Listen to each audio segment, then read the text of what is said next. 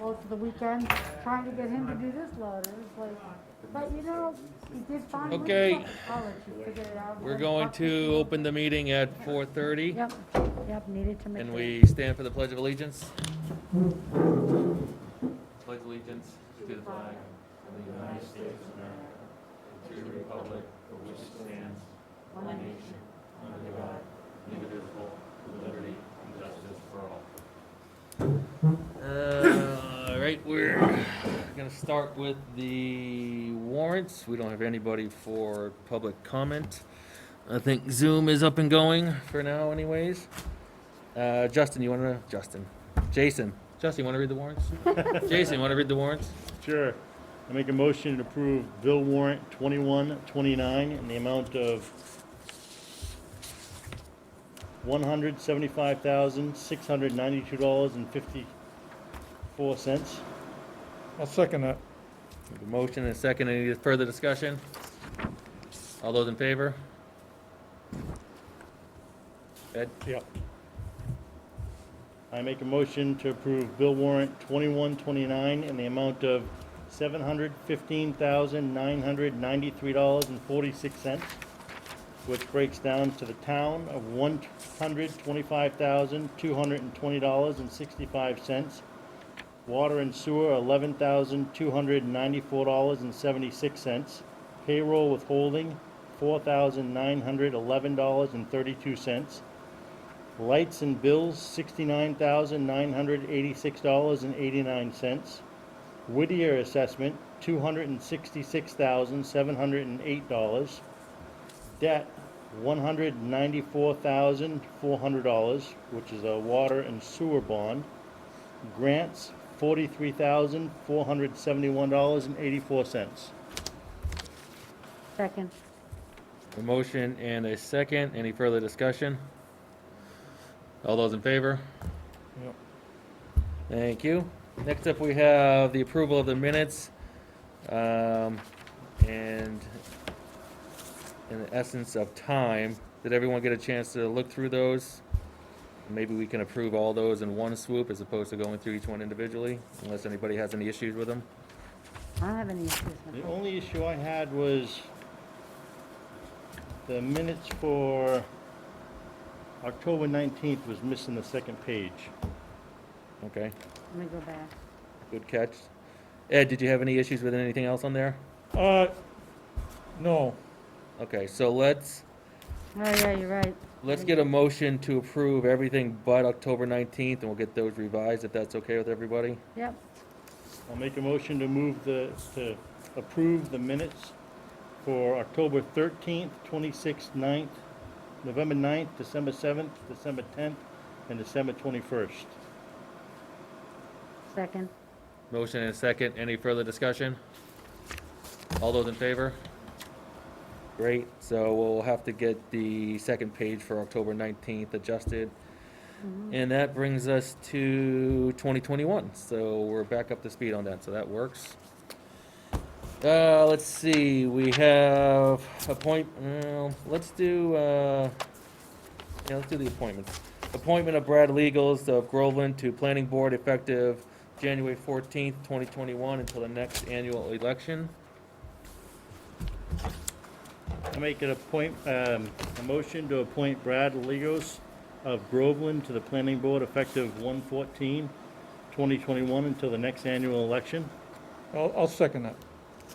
Motion and a second. Any discussion on that? No? All those in favor? All right, next up is the appointment of Thomas Tombarello, 5 Middle Road, Haverhill, as alternate electrical inspector for Groveland effective 1/19/21. That was part of the correspondence from Sam. I'll make a motion to appoint Thomas Tombrello of 5 Middle Road, Haverhill, as an alternate electrical inspector for Groveland, effective 1/19/2021. second, Motion and a second. Any further discussion? All those in favor? Yeah. All right. Excellent. So next up, we have COVID discussion, but we don't have anybody from the Board of Health here. But we do have Amanda, who asked to come in to kind of clear the air from something that happened at the last meeting. I think Deb is on her way. Let me just check. That's I fine, think- she can jump in when she gets here. just a second. Amanda, you want the microphone, or? Sure. It's dangerous to give me a microphone. I hear you. Is it on? You can have mine anytime you want it. So I'm the school nurse at Elmer S. Bagnell Elementary in town, and watched the last selectmen's meeting, which was thrilling and entertaining. But about an hour into the meeting, I don't know how y'all do it. I really appreciate it. About an hour into the meeting, after discussing COVID issues for an hour, which I think has consumed all of us for so long, it started to be discussed of why we felt like Groveland was behind with contact tracing, what was causing Groveland to fall behind, that sort of thing. And it became a discussion of it's the Bagnell nurse not communicating with Claire when there were cases, which is entirely false. So I get that it's been a rocky road and there's been quite the learning curve, and I don't think anyone who took a job before a pandemic hit knew what we were getting into, but by the time I know about cases, those should have been communicated to me. So never have I withheld information, never have I hesitated to notify the public health department. We can't even report it to Dr. B that there's a positive in the school until someone from the health department confirms it. So it's a constant loop of communication every minute of every day, and I can tell you it's been ongoing. So I don't care about my name or my reputation, but I also think it's important for parents in this district to understand that the nurses are doing our part to keep everyone safe. And if it was a lack of communication, that would be detrimental and unsafe, but that's not the case as to what happened. That's my piece. Hold on 1 second. I didn't think you were coming, so I used So, your, yeah, we messed I up his used setting. your table as the signing table. I said I'd be late, but, Oh, I thought you said not at all. oh, no. I wouldn't miss this unless I was He dead. told us we could put everything all over that Now table. I had to move it. I know. I signed everything except that, utility thing. So, I know when I talked to you, Amanda, there was some heartburn over, I guess, the perception of what was conveyed last meeting. And she had asked me to come in to clear her view on how things actually work and the information that she has. So I said, of course, I want to make sure everyone knows exactly what's happening. And Dr. B has said, and of course Jim Day, have said nothing but outstanding things about you. So I thank you for the job that you do. I know that that's not easy as well. This is not easy. All this is not easy. We're all trying to figure things out as we go. But like I tell my kids, nothing is 100%, and you can always do better, right? So, me included. But I appreciate you, giving us your information and your input about how you interact with the people in town as well as with the district, and how everyone should to take that information. And actually, everyone in town has a responsibility to do their part as well, right? To notify the Board of Health as soon as possible if they find out they've been exposed to someone or they test positive, or to help out so there's less of a delay of that information. So everyone can do their part. It's not totally incumbent on us or the health department or the school department to take onus of everything. Everyone can do their little piece to help make things a little bit better. Was there anything else that you wanted to add? I mean, I know it was kind of short and sweet, but I don't know if you said everything you wanted to say, or. Yeah, pretty much. I mean, I don't feel like I need to say anything else. I think that's a huge point to say it's the community's duty to tell us. It's really hard to be at the mercy of people's pride and ignorance in this, and there's Right. so much information. Y'all were discussing it last time about, oh, but I thought this was the most recent. Oh, I thought this was the most recent. So it really comes down to communication on the part of the constituents too, that people who are in town are being honest and doing their part to stop the spread. But I attended the Board of Health meeting that week and offered my services because I've already been doing contact tracing within the school. So I think they're kind of getting a hold on that. According to Deb this morning, they were caught up to date with tracking, which is going to be huge. Well, that's a big plus. And is that partly in part of your efforts as well? No, it takes me a while to get access to Maven, so I've tested and turned in my thing. That has nothing to do with my work. That's all the nurses who are already working for Groveland. So Anne and Claire, and I know we're looking for a new public health nurse, right? But they put in all that time and got things caught up. Great. That's exactly what we needed. Thank you. Did anybody have any questions for Amanda while she's here? Anything to clarify? No, I'm good. Ed, anything you want to ask? How much time is being spent for Groveland on the contract tracing? So I don't know if I'm the person to ask that, to be honest. I can tell you, I easily, when it's a student case, so I have to look at the school and if we have any close contacts in the school. We do our best to keep kids 6 feet apart and all that stuff, but it's, we're going to have close contacts on buses, that sort of thing, depending on what bus they ride. So that can take 2 to 3 hours. My kids would tell you it takes way longer. I don't know. I don't really keep track of it, to be honest. For each case, though, so each case, it takes them about 45 minutes to an hour to really go through this 13-page questionnaire to get all that information, to find out about any contacts who need to be contacted, to make sure that they're given the most up-to-date information about what isolation looks like. That questionnaire is 17 pages. Yeah, thank you. Kathy, you have anything? No, just thank you. I mean, I can't imagine what it's like. It's the elementary school nurse's office is always like, Grand Central Station under normal circumstances. It's not anymore. It's very sad. It's lonely. I know, but I mean, usually, my son was one of the frequent flyers, so I know this. So I just can't imagine at the elementary level. So I'm so thankful that you're still there and willing to do everything you're doing. Thank you. Yeah. On top of your day job, doing this, as a benefit to the town, that's extraordinary. Yeah. Bill, I know you're just getting in. Did you want to ask Amanda anything while she's here and her point of view of contact tracing or? Well, nobody's yelling and screaming, so I'm gonna take that as everything is going well at the moment, and we're moving in the right direction, and I think that's a good thing, so as long as that, the cases continue to rise, so we need to be even more vigilant than we have been, I think. That's why I think we may need another contact tracer down the road. I'm almost sure of it. And hopefully we can all get that stuck in the arm pretty soon.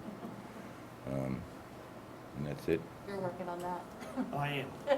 That's the All reason right, I'm so we can move on to, Justin, I'm going to hold off on you until maybe Deb gets here, if that's okay. I know you got to run. You're up against the clock, so we'll give that a few minutes.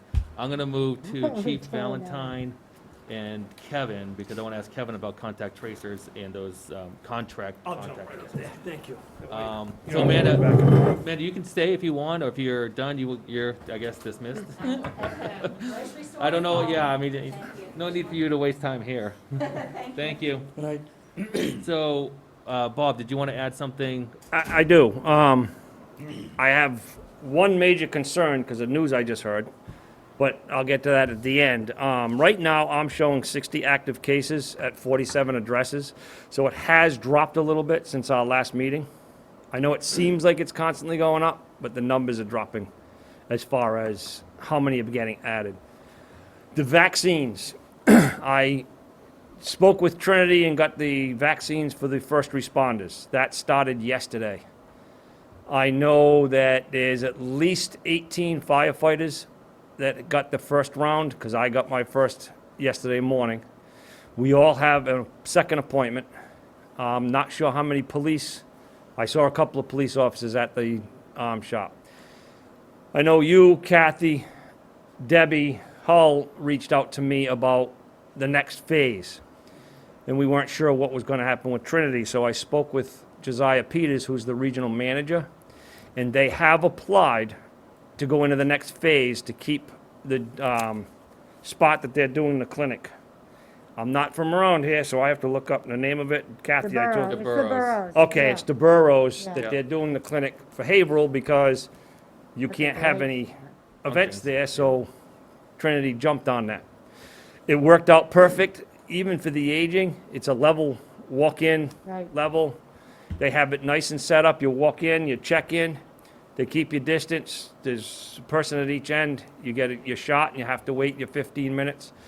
However, if you're allergic to anything, like I have a penicillin allergy and a bee sting allergy, so I was a lucky winner of a 30-minute wait to make sure I didn't have a reaction. But everybody else is 15. They doing a phenomenal job. How Trinity, many did they say they could do each day, do you think? yesterday at 10 o'clock, there was 12 of us in there getting shots. And they started at 10, and they were going until, I think, 3 or 4. Okay. So if they were continuously going, but like I said, everybody's got a different, either a 15-minute or a 30-minute appointment. Yeah. But they are applying for the next round for this area, for the aging, and like behind us, River Pines, that's so close-knit. We've had a few positives back there because everybody, common hallways. Yeah. Nichols Village, I believe, is doing their own. I know they just informed their staff that they have to go to a certain place to get their first round. And my understanding is they're gonna have some people coming in to do it. I will check tomorrow with Okay. Gina, and I'll let you know. Okay. And as soon as I hear from Josiah on the yes or no from CDC and the state, I don't see why they wouldn't let them do it. They're doing a great job. So it's Yeah, just no, a it's- formality for them to get the okay and the vaccine. Yeah, it's not that they're, not grateful enough for the DeBurros to offering the facility, or Right. that the people doing it aren't doing a good job. It's more of, why isn't it as quick as it should be? Why aren't we having a drive-through at NECO that's just 24/7 and rotating nurses and just sticking arms? But you have to wait. Right, well, Right. you can Yeah. still have a pull-off for 15 minutes, and if you're fine, then you keep going. But it's got to be more of a drive-through McDonald's feel to this, right, than just this kind of sit-down meal. In some conversations I'm finding, and I'm not trying to throw blame anywhere, but it seems like Massachusetts is slow. I believe Connecticut, Rhode Island, and New Hampshire are already at the next phase ahead of us, where Connecticut. Massachusetts is just getting to the first responders. Yeah. And Massachusetts is talking about prisons next. Yeah. Not that I have anything against prisoners, but they broke the law. Let's take care of the people out here. They call it, Congregate living. Yes. yeah. But that too is congregate Right, living. behind us is that Well, I congregate agree, living. that's but congregate living, but I mean, they're law-abiding citizens. No, Let's but I take mean, care of they them. should be ahead of the prisons. I mean, I agree. But again, I don't understand why you can't have this more of a mass rollout than this 12 people kind of scenario, right? I mean, the whole idea is to get ahead of this and to vaccinate as many people as soon as possible as you can. Yeah. And it just seems like there's got to be a better way to do massive amounts of people, thousands and thousands and thousands a day at one facility, and not just kind of 30, Right, I mean, I 50, know 80. Gillette's trying to get huge, but we don't have a Gillette Stadium in every other city either. No, but there are UMass Lowell, there's NECO, there's high school stadiums. It doesn't have to be an NFL stadium. It could Right. be anything. But just a place where you can have the lines of people, and you pull off, you wait your 15 minutes. If you're good, you keep going. If it's someone like you wait 30 minutes. If you have a reaction, Right. obviously you're staying. But there's got to be more of a drive-through mentality with this, and not a sit-down meal type of thing. One of the other thing that the Office of Emergency Medical is trying to get an act of, the EMT basics being able to give the vaccine. I can do, if I walk up to Ed right now and he's going to anaphylaxis, I can give him a vaccine of Epi. Right. But I can't give you a vaccine of COVID if you teach me how to draw it up and put it in. It's the same thing. So OEMS is trying to get the EMT basics to jump on board. I think if you get that, because right now it's only paramedics, nurses, doctors. Right. If you get the EMT basics, which there's millions of them in the Commonwealth of Massachusetts, I think it'll be quicker. Because I don't know of any of us that wouldn't be more than happy to go and help. Right. And along with that is nursing students, right? Correct. There's a bunch of nursing schools in this area. You Yes. can definitely tap into that to start putting needles in zombies. Absolutely. Well, I keep telling my wife I need to be in charge, and I'm not in charge. Kevin? Yeah, small bit of news we got from the Council on Aging today. If you are a patient at the VA, in the VA system, and you're over 65, you can now get a vaccine through the VA. It's not part of the state because VA is a federal system, so this is doses that have nothing to do with the state allocation. To get scheduled, you call 781-687-4000. That's the main number. They'll schedule you. I talked to a gentleman who's in my retired military association. He says you're in and out in 20 minutes. It's being done at the Bedford VA, and it's for any veteran who is registered through the VA system. So that's good news because, Is that just the veterans themselves or their spouses too? no, just veterans Just veterans, themselves for okay. now. So that's good news because I'm told that we've got a lot of VA in our senior population. Mm-hmm. So lots of folks are eligible to get it that way too. Great, great. Well, if you can remember, Kevin, tomorrow, maybe have Catherine put down on the website. Sure. That'd be helpful. I mean, I took some notes, but that'd be helpful. I'll be sure, but I think they did that this morning because I think the Council on Aging asked that. But that's a great thought. If we didn't, we'll get it up tomorrow. I'll look at that Oh, you're right looking at it? now. Is it on the Council of Aging site Yes. or under COVID? Should be on, well, Yeah. I don't know. Yeah, right? Council on Aging, COVID vaccine, Board of Health, free test sites. I don't see anything about VA. Oh, here it is, yep, 65 plus VA, yeah, it is on there. Okay, great. Yep, with the number, okay, excellent. One quick concern, Yeah. and then I'll get out of you here. I heard today that Claire has put in her letter of resignation, and I'm wondering who's going to be contacting police and fire on keeping us up to date on addresses. If we could ask Deb. I know Deb Hull's in charge of Board of Health. She's not here. I planned on asking her, but she's not here, so, She's on her way. I got a text from her. okay. But Been delayed. I just wondering how that's going to work to keep the first responders up to date on our site, on our side. You have a question? No. Oh, I thought your hand was up.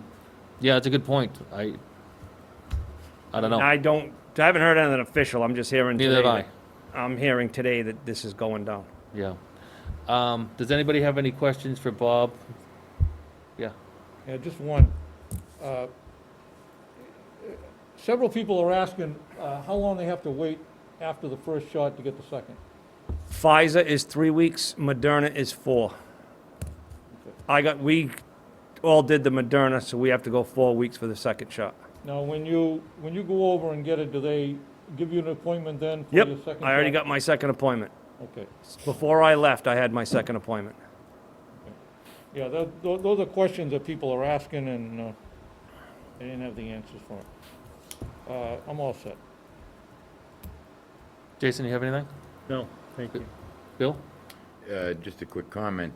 It'd be nice to stick everybody with a needle, but I think the point is 21 days from if you got the Pfizer or 28 days from when you got the Moderna, you want to make sure there's a vaccine left to get the second dose.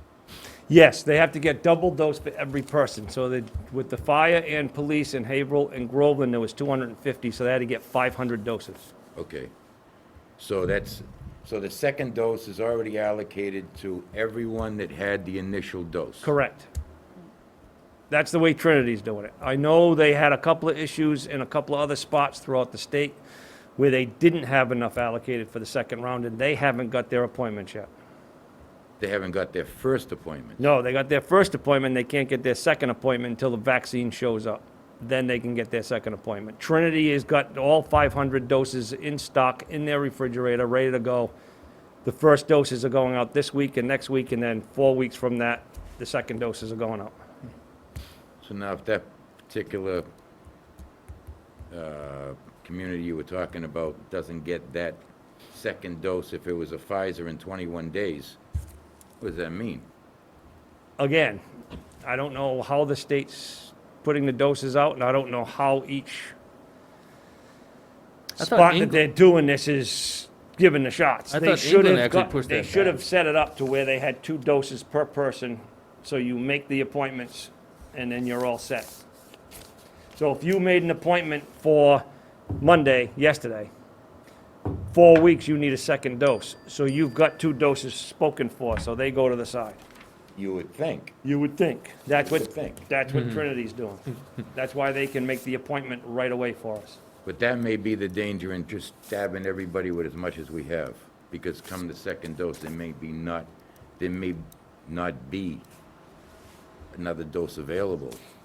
England pushed Then- it back to 15 weeks because they wanted to get everyone that first dose and get them 60% inoculated instead of 95%, and then go back and get them the second shot, whenever that is. But there's no study on 3 weeks versus 15 weeks type of thing.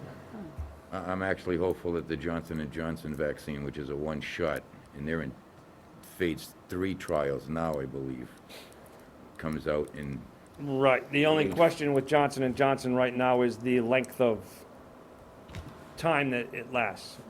They're showing that the Moderna and the Pfizer, they're hoping. There's no guarantees. They're hoping it's 9 months. That way, every year you can get a booster. You only have to get one booster just like the flu shot. You get it once a year. hell, at this point, you know what? I'll take one every 3 months if it's one shot with the, I'll do anything at this point. I don't like needles, and I was first in line yesterday morning, so. You get a shot of vodka and then a shot in the arm. Kathy, anything for Bob?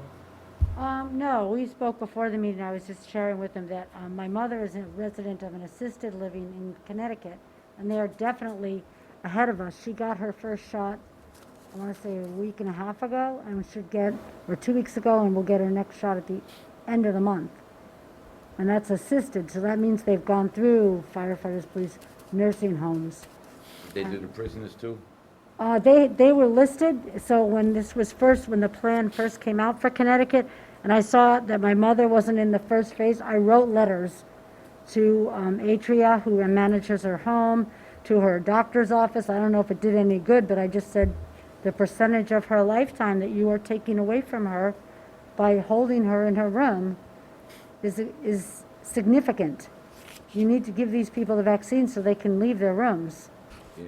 I doubt that my letter did this, but it sounds like Connecticut is rolling out the assisted living, and, they're ahead of us, definitely. And to the governor, do. I don't know why. Decent, honest people have to get locked up for 24 hours in order to get the No, vaccine? I'm thinking about going to prison so I get a shot. Just a misdemeanor charge, disturbing the peace, and Jeff lock us up for a couple of hours, we get the shot, come back in 21 All right. days. I mean, I don't know. It's all right I to don't have, think this is the congregate living they're talking about. it's all right to have a record. I think we're good, Bob. Thank you. Okay, excellent. Thanks. Justin, I know you want to leave. Did you want to? I know we had a discussion on contact tracing and lag and the school's perspective and the town's perspective versus the other two towns. So it's hard to do without Deb or anybody else here. But is there anything that you want to add? I'm sorry that they weren't here for the beginning of the meeting, but I know that maybe there's some information you want to share with us Sure. before you can take off. Yeah, I think it's important to have everything in context, right? And that That's fine. yeah. Okay. So the context is important, and this goes back to February. It was back in February we had a meeting. The school district, obviously, we were concerned. And you think back at that time, we didn't know much about what was going on at all. We weren't sure. We knew there was COVID, and everyone was pretty much on lockdown by the time we got to the end of March. But early on, we met with here in Groveland. It was Claire and Mrs. Searle as well. And all three towns. Everyone was fabulous. And at that meeting, we just exchanged all phone numbers, emails, because the flow of information was so critically important.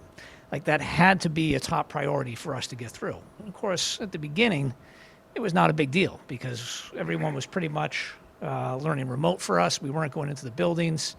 And that's how we finished out the school year.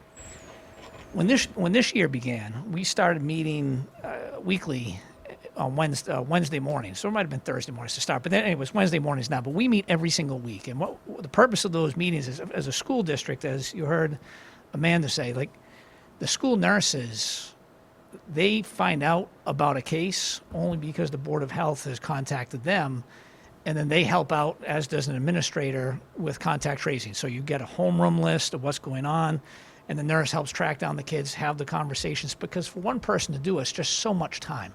And like Amanda said, and that's the information I have as well. One single case just to call.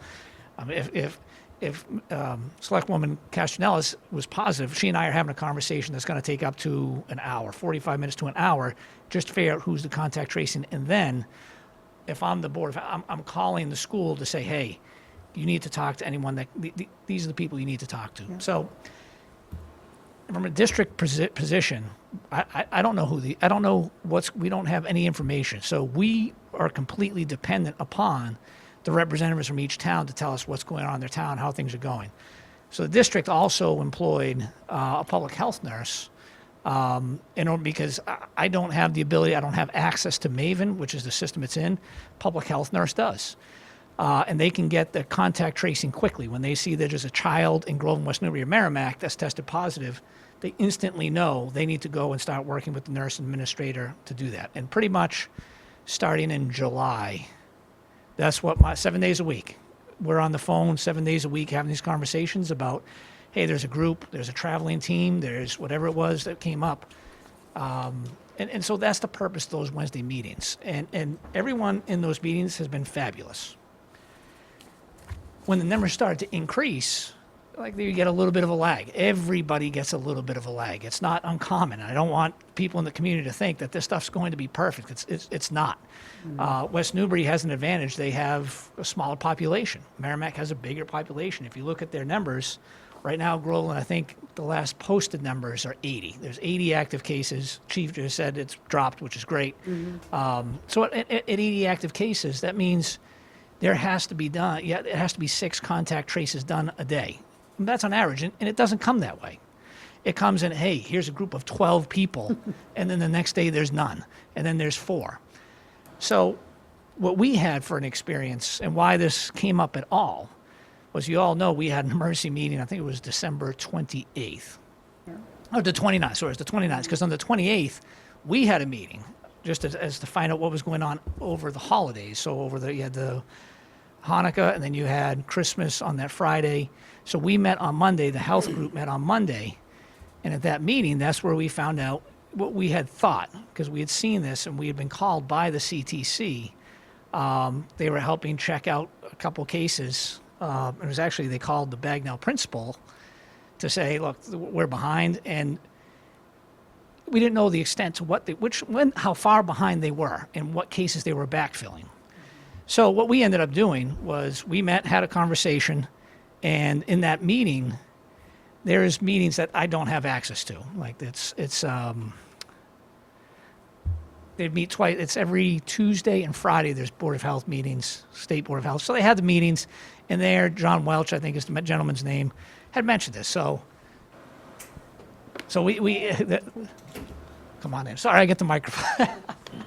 So anyways, those meetings take place, and that's how we found out about the delay. And it was confirmed by 2 groups. And the Groveland representative was there.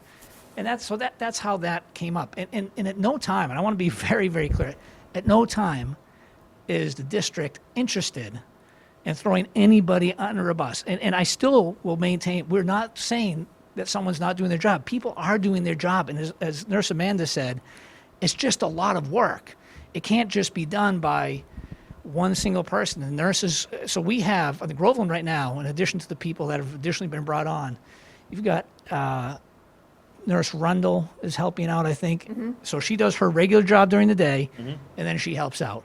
Nurse Duran said she doesn't have Maven access yet, but she'll get that. So she does her regular job during the day, and then she'll help out. During the day, the nurses, like Selectman Watson asked this question about like how many people are there in Maven from it?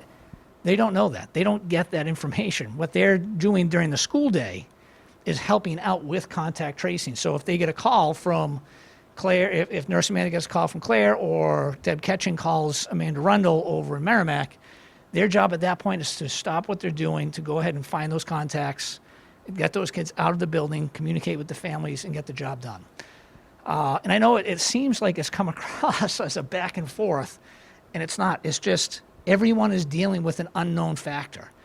And right now, the ultimate question is, okay, if it's down to 60 now, that's awesome, right? So 60 in 14 days, you're looking at about 4 and change, almost 5 cases a day.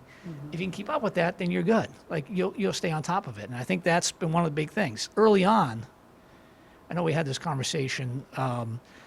that Groveland was only, at the time, because the numbers weren't big, they were just using the state for contact tracing, but then they got big, and Claire got very busy. And I mean, we knew that was going to happen. It's just an issue of, when you have 10 cases come in, it's going to take time to process those.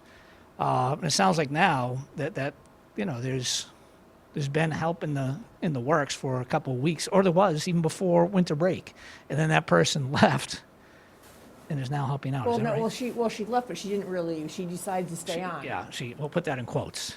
Right. Right, she left but didn't really leave. Right, and then we hired another person in Additional between. person, right. And I think that's, and that's what this is about, like, for the contact tracing, for our point of view, the reason why it became an emergency meeting was because the two factors that come into play for me as a superintendent are, if we don't know who's walking around the building that might be a positive, it might be a close contact, that's a problem for us, because we definitely have situations where people come within 6 feet, and we've had to shut down a pre-K program. We've had to shut down some high needs programs because of that, and just go remote for 2 weeks. But we were able to specify those groups. But if we don't know where those are, that's a problem. The other issue that would come up was if there's school spread. And to this point in time, there has been one case of spread that's taken place between students, but it was outside of our school buildings. It was in a school program, but outside of our school buildings. Those are the two red flags, and that's what triggered it. The reality was, less than a week after that, I think, is when more people were coming on board, I think. Maybe.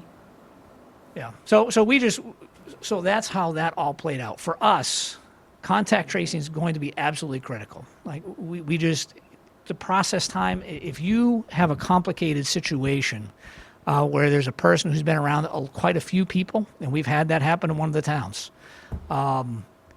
it's not one case takes an hour and a half. That one case could take 9 or 10 hours. It just depends on the situation. And if it's a student, it's somewhat fortunate, because long ago, back in February, when I put this into context, we all agreed we're going to use whatever resources are possible. Both those nurses that I mentioned, they have to write and say, hey, we're going to be helping out. All of our nurses have been 100% supportive of, they'll help out any way possible. And I think that's the way the relationship always should be, right? It's, if someone needs help, we're going to get out there and do whatever we can to help. But yeah, it was worrisome to hear that, and then to have it confirmed, and then to see it, and then to have the CTC actually call, and we ended up having to call back, say, why are you calling the principal? Why aren't you calling the Board of Health? Why, it's, and I think in all of their notes that they go through on their calls, they're trying to get, the CTC's trying to get more and more people trained. So you could have just been, we got someone who was new and didn't know what they were doing, but it was epically poor timing on that phone call. Okay. Did anybody have any questions for Justin before he has to leave? I mean, I'm going to say just a huge thank you. I don't think this has been said nearly enough. We were able to access funds for our students in our schools because Groveland, the town of Groveland, worked so well with us in getting those funds that we were able to get the air scrubbers. We were able to get the technology so the students who are at home could do live streaming. Had that not happened, had Groveland not been a partner in that, we'd have a huge population of children who are at home just hopping online, seeing what they can up online versus seeing something live in the classroom. So just a huge thank you. That was federal money. That's not tax money. It was money that sat out there. And I just want very, very thankful for the partnership. Excellent. Kevin. So Justin, if you don't have anything else, like I said, I know that wasn't exactly how it was scheduled to go, but That's all right. and you got to take off because you got another meeting. Got to go another to. meeting, Kathy's yes. going to follow you right out There the it door. goes. But I did want to talk to Kevin and Deborah about the contact tracing and how that's going with the contracts for the contact tracing, how many we have now and what that looks like. So there was mentioned before that we're caught up with the backlog that was there. Is that correct? As from what I understand, yes. And we have two contact tracers that are on contract right now through the end of February. Okay. And the third one is Amanda at the school, but we haven't done a contract with her yet, and I'm not sure, right now we're caught up, so I think she has she doesn't have access to Maven, but she took the test and she's waiting to find out if I know she passed, but they don't tell you right away. So we're waiting for that. So I think she'll be my backup person if the other two get backlogged, because they only have 10 hours maximum, the other two people do. So, I spoke with Amanda tonight. She approached me and offered to do her work voluntarily because she knows there's some questions about funding. So I said, that's very gracious of her. She's obviously welcome to do it voluntarily. But I also said that I'd recommended that we do a short-term contract, i.e. a couple weeks. Because the risk is, if the CARES Act doesn't cover a third tracer, or if we don't have enough money, or there's a lot of questions, then I was quite confident that we could, then the fallback mechanism is that the town has to pay for these expenses. Right. I was quite confident that for a couple of weeks we'd come up with that money. It's not a lot of dough. Thanks. See ya. Thanks, Justin. So the way we left it via email over the weekend was that if they needed the third person to do a 2-week contract, Lois has the contracts that I wrote for the other 2 people. Just put the new person's name in. I'm supposed to sign it, but it's fine. We don't want to get tied up in red tape here, so we'll get it done. But do we think that where we're at today with the numbers we're seeing daily, that 2 is I enough? talked to Lois this morning, very first thing when I get in the building, and I said, where are we? Because if we need to do something, I'm here, let's do it. And she said, talking to Deb, that in the short term, the need for a third person was not necessary right now, so we didn't need to do the third person. And what Amanda said tonight sounds consistent with that. So my assumption, unless somebody tells me different, is that we're on hold with signing a third contract with the third person. Correct. But we want to go full speed ahead in figuring out the financing of it, so that if at some point we do need the third person, we get the money ready to go and bang, we can react. Okay. So that's basically where we are. Now, as far as the funding goes, it's pretty simple. The combination of the 2 rounds that we did,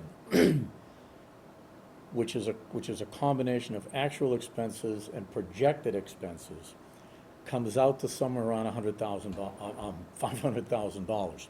We get a $603,000 authorization.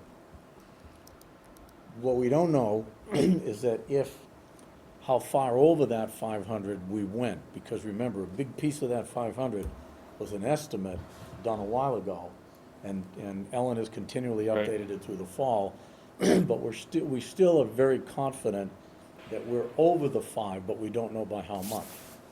Also pending is $45,000 worth of 3 sanitizing misters that we want to get, but I won't order them until I'm absolutely sure the money's there. Again, anything you put into the CARES Act that either doesn't get funded or you run over, we are responsible for through town money. So I do not want to put us in a situation where we've got to come up with town money because we ran over or we got rejected. So the regulations are mountainous to determine what is and is not eligible for funding. And we do not have clarity yet with respect to FEMA, where everything is sitting right now. We're expecting to get about a 75 to 90% rejection rate out of FEMA, literally any day now. As soon as FEMA rejects everything, which we know they're going to do, apparently the state wanted to pick up that incremental little extra bit of financing, 5, 10, 15, 20%, before they went after the state's CARES Act money. So as soon as we get the formal rejection, then we can refile with the Department of Revenue against our 603,000, because the FEMA is outside of that money. Right. Now, what Ellen and I are working on the interim, and my time's been taken up this week with the budget, which is still going on, and the capital budget. But Ellen, in the meantime, is preparing a spreadsheet where she's taking all the costs, the actual costs in all the different categories, and she's spreadsheeting them. So we'll know exactly what is the total of what we've submitted, actual costs. Then we're going to do a little projecting based on the contact tracers, and a lot of other things that are going on in other departments, project that out and see basically where would we be 3 months from now, let's say. In order to determine, and those things that we're projecting out are things that we know we're gonna keep doing, like the 2 contact tracers. And there's some other things in police and fire as well. So we wanna kinda get an idea, 3 odd months from now, where we're gonna be, how much money do we not have tied up? Can we afford to get the misters? Can we afford any new expenses, like the potential 3rd tracer, et cetera? So we're trying to get on top of all that in the next couple of weeks. It's you can imagine it's incredibly complex. No, But yeah, I- I know there's a lot of hoops to go But through. I'm very confident, and if suddenly Deb sent me an email and said, look, we need somebody now, then my answer to her is gonna be, fine, do it, hire them for 2 weeks, you know, because worst case scenario, we can always come up with that money out of town money somehow. And then if the need becomes urgent, then I'll have to shift my focus away from something else and get more actively on the CARES stuff and figure out where we are. But all things being equal, Ellen and I should have a pretty good idea by, I'm gonna say, end of next week, the following week, where we are with CARES, and we'll be in a good position to know exactly how much, if anything, we've got left we can petition for. Remember, we can keep spending that $603,000 all the way to December 31st of this year now. Right. Because they extended it. But we don't, best case scenario, we don't have 100,000. I know that's what they reported to you, Kathy, but we don't have 100. We've got, best case, we figure about 55 or 60, and we may have burned through some of that too. Now, the reason the state doesn't know that is they don't have our latest numbers, because the submissions aren't going into them yet. They're going into Right, they go to FEMA. FEMA first, then they get denied, then they go to the state. Exactly. So they don't, DOR doesn't have the latest numbers that we've got. But we got a pretty good surplus, and we're very confident that we'll be able to continue doing what we need to do. So at this point, Well, you don't need anything else. You're all caught up. I don't think so. We're good. No, Everything There was is- a question on extra hours for Lois. Lori. Lori, I'm sorry, Lori. And what I said to Lori this morning is I said, look, if there's one thing that's clear, is that when you submit to FEMA or to DOR, you gotta be absolutely crystal clear what that expense is for, or it gets rejected, period. So I said, Lori, it isn't enough for you to tell me you need to work on COVID stuff. I gotta know exactly what you're doing. So she was gonna talk to you, Deb, see if she could get some clarity about exactly what she would need to do. And then I said, if you know, you need those 6 hours, Board of Health blesses it, get me a memo, an email, something that says what it is you're doing, and we'll fold it into the mix, so. I feel like we, can do that. I feel like we voted on that back in the summertime, that she would get extra hours when she needed it. I don't think it ever got put in. She's never gotten any extra hours. No, she hasn't. I mean, she's worked them, but she has not gotten extra Yeah, hours, and I she don't needs to get paid for extra I don't hours. honestly know, Deb, if an estimate for that got put in. I mean, that's, again, that's part of this whole reconciliation process, is to find out what got put in, what was estimated, what did we actually incur, and what's the difference between the two? Because the difference between the two is what we still have. Right. And we can go after. So we know we got some money, we're just not sure yet how much. But again, if there's a need, we'll figure it out. Okay.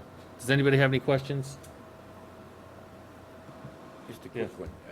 Since our last meeting, I know that Congress has enacted and the president did pass another stimulus package, and they had, I don't remember how many $1 billion earmarked for states and municipalities. Have you heard anything about Just a how little much bit. more that could be to Yep. Groveland, whether it's another 100 or 200,000 or $10? Yep, Do you we're have just, any we're getting idea a of- little bit of information. The information we're getting is that it is likely that under the first CARES Act, employees, including municipal employees, who experienced an exposure and had to be out of work for whatever reason, had 80 hours of paid leave time on top of any other paid leave they had.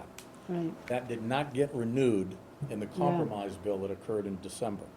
So that 80 hours ran out on December 31st. Yep. So people who go out on COVID, any sort of COVID leave right now have to take their own PTO, paid time off, vacation or sick leave, whatever.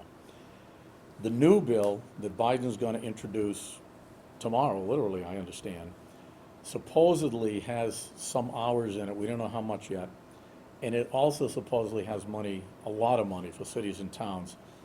The big emphasis is on education. there's gonna be some big dollars for local schools. How much will come over to general government side, we don't know yet. I don't have any indication, but there's a lot of money in there for schools. That's good In the news. last one, do you know if there's any specific money that's specifically earmarked for equipment, like these misters? The one that happened in December had 0 for cities and towns. So the only thing we've got as we sit here tonight is the original 603, plus whatever FEMA picks up, which, that's gonna be peanuts, I think. What's that? Yeah. Anybody else? Yeah, I had a question. I'm glad you brought up that policy on people that get quarantined, because I did read through that. You know, it's hard to read everything that comes through, but that caught my eye. And I thought it said that each municipality had to like look at their policies and decide what we're gonna do, because like, if we have a town employee that gets quarantined, are we saying they're gonna have to use up all their sick time? Like, what if their family goes through it all? I mean, in the past, you didn't have to use your sick days in the fall. It was covered. So I think we have to look at our personnel bylaw and maybe wait for whatever new gets passed and then just see where we are. Because if some of our employees get quarantined, that could chew up a lot of their sick time. Wouldn't that have been fixed at the last town meeting if the change to the personnel bylaw went through? I don't know about that. I'm just talking about this thing with that's not what I was talking I about. know what you're talking about. but, Okay, thank you. That part of the answer might have been in the item that was shot down at town meeting. Right, well, we didn't shoot it down, right? So. I didn't shoot it down. No. So that's water under the bridge. The point is, moving forward, I think we have to put this on our agenda and make sure that we at least look at it and address it. Like, what's going to happen if one of our employees becomes sick? How are we going to treat that? Are we going to make them use up all their sick? What if their kids get sick and then they get sick? You know how that goes, right? Well, It could be a lot of days. So the board knows, it's not hypothetical, it's already happening. Right, yeah, so, 2 employees out right now that. Right. And right now, the policy is that they are on their own PTO, paid time off, concurrent FMLA leave, Family Medical Leave Act. yeah, And FMLA leave is typically much more than most people have in their sick leave account and/or their vacation account. So FMLA leave would continue, but that's unpaid leave. okay, well, So right now, the big question that nobody has an answer to is if you if you have an exposure at work, is it workers' comp? oh, Nobody has an answer to that question yet, because my son just got exposed at work, at work. and I told him to tell his employer it's workers' comp, because he's on paid time off with no pay. And I said, say it's workers' comp.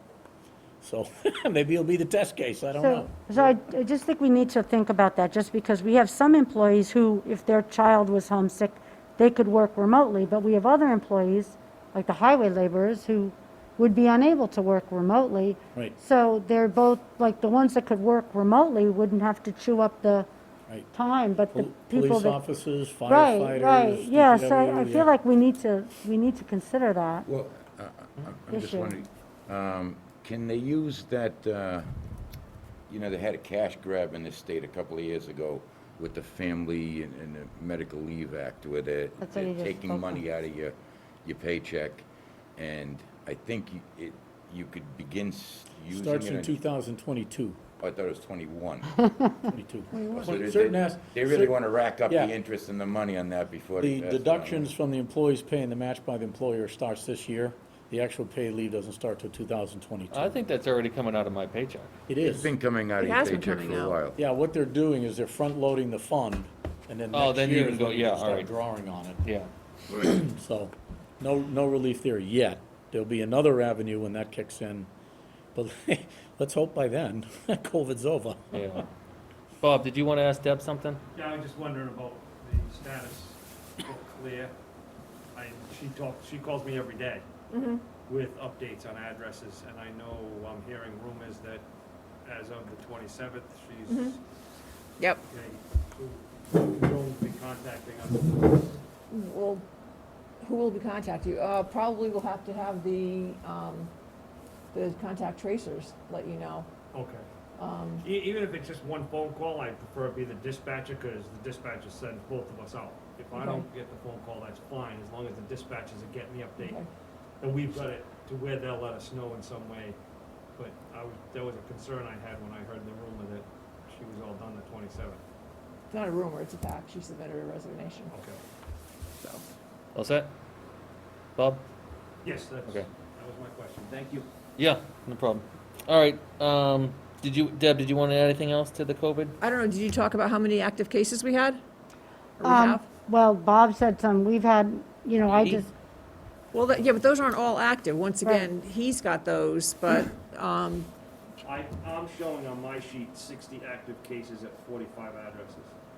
and I think I came up with about 44 was what, between the two, between Claire and between the contact tracer. Right, but you are So- only going back 10. Right, you're days. going I'm 14, back 14 right. days. Right, So So- what's the numbers? 60 active, that going back 14 days. I got 60 active at 47 addresses.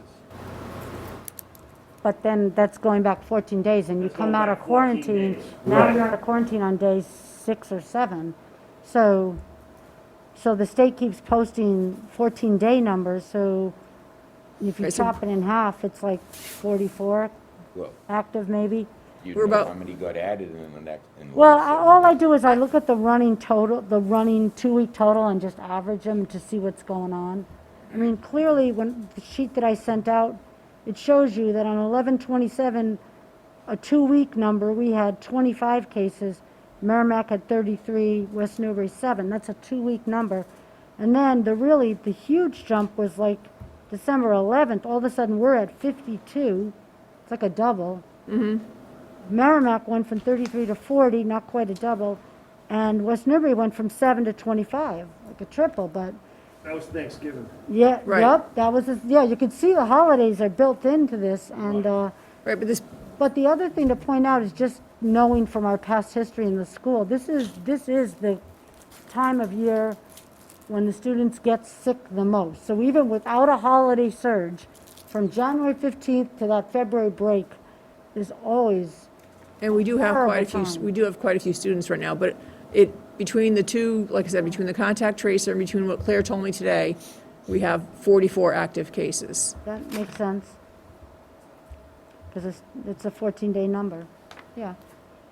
And there was like a case that she had gotten, somebody had symptoms, so they started, and then they didn't go get tested till their 7th day, even though they had symptoms, they knew they were sick, but they stayed isolated, got tested on their 7th day, and then by the time they get their results, they're already off.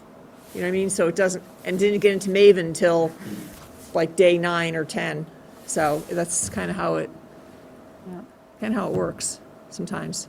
Is there a need to do a reverse 911 informative to people on what they should be doing and being more proactive with sharing information and getting tested and symptoms to look for?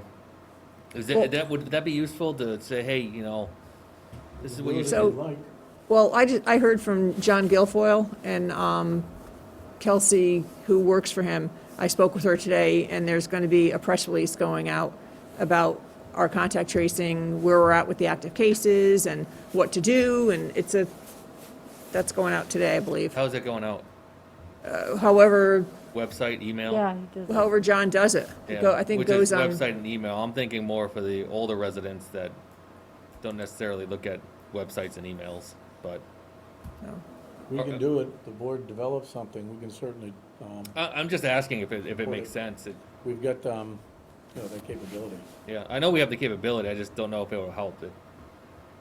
Just trying to figure out some way to share information. And we be did more it a while, proactive. we did it a couple weeks ago, To you guys.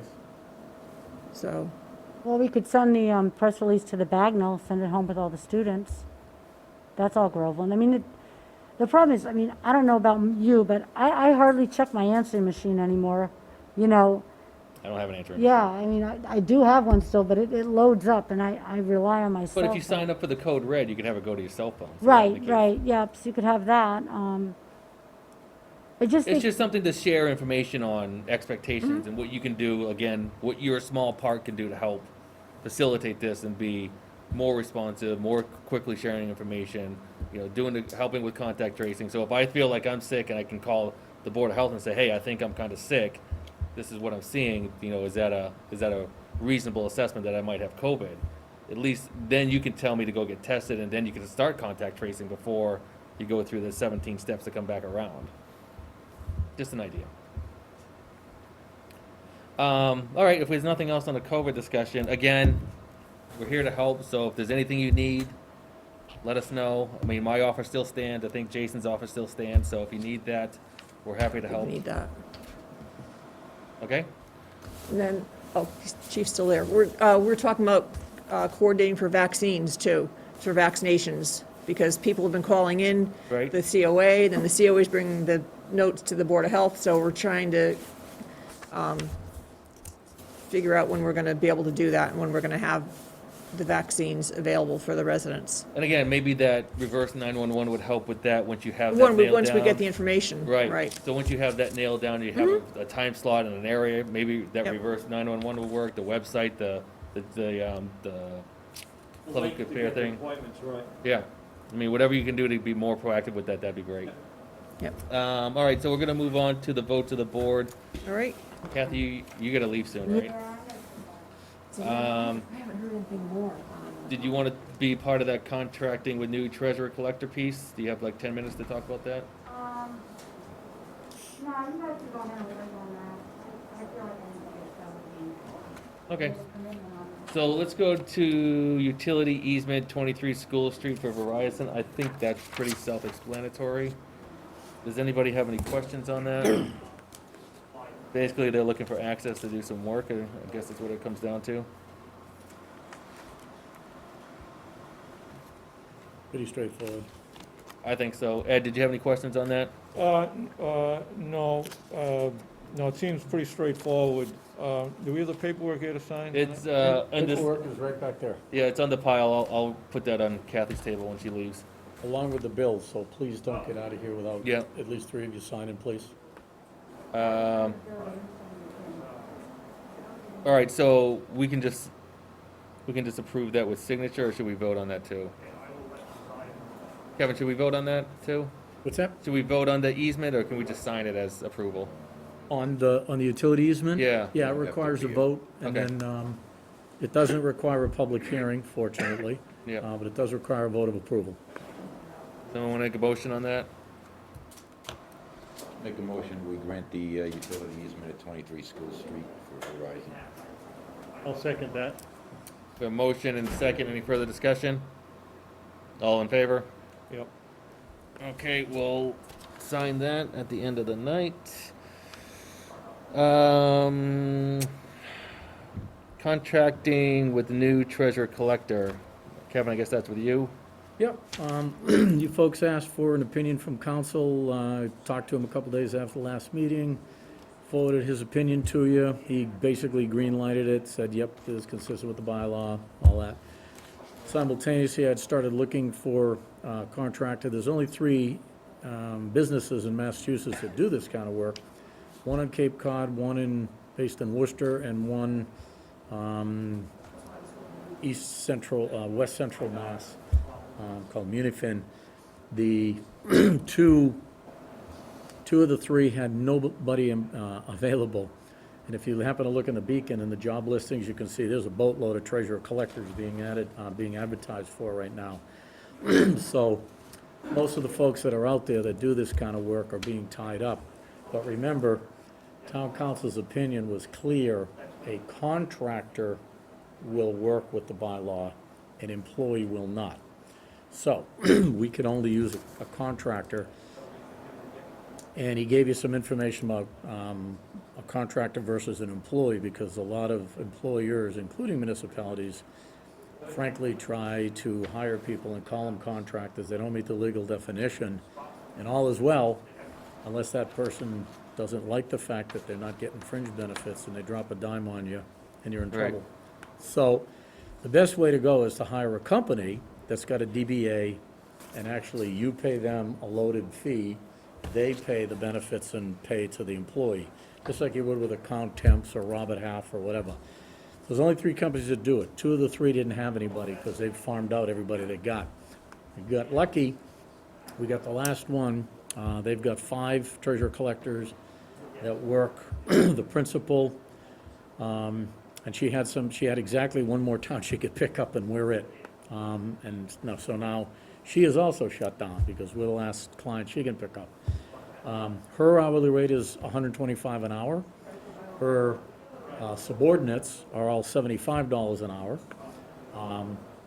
She has many years of experience. I sent you the descriptions on all the personnel by email so you could see them all.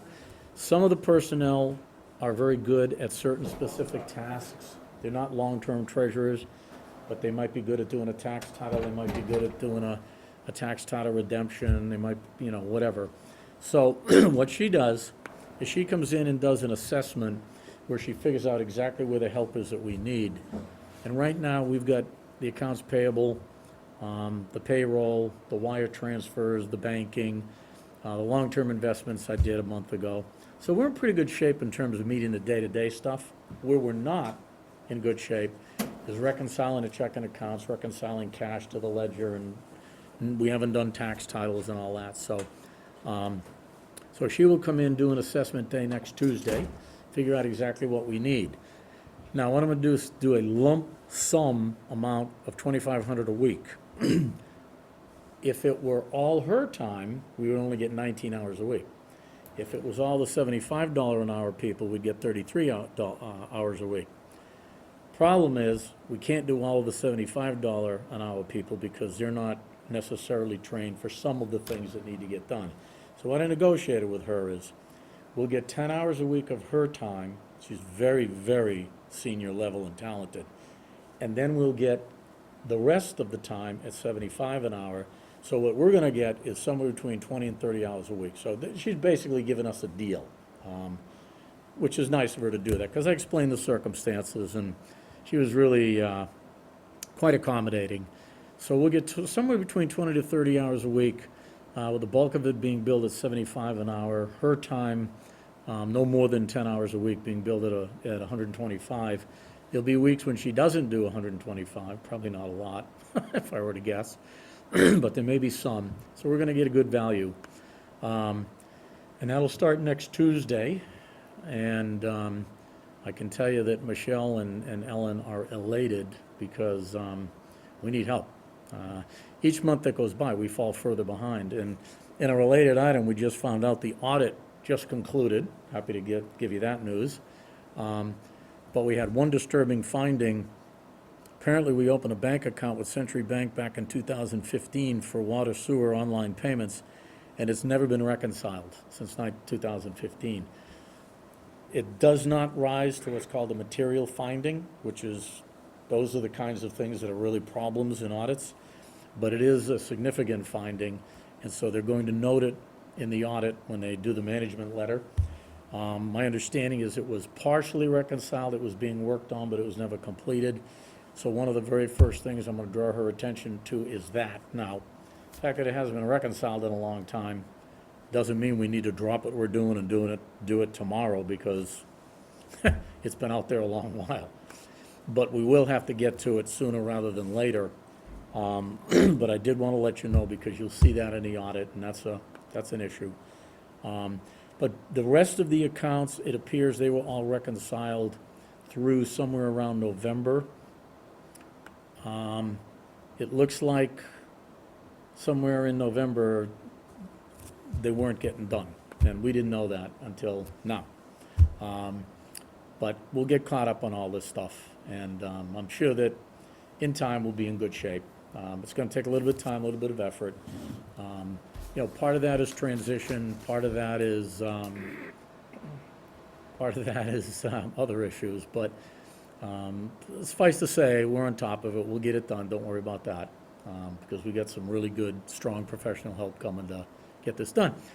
And as soon as we figure out what the Government Study Committee's proposal is going to be, the board might feel comfortable with starting to make some alternative planning. But I'm basically thinking in terms of a 4 to 5 month contract with this treasurer, that will get us through the April 26th, I think it is, town meeting. Yep.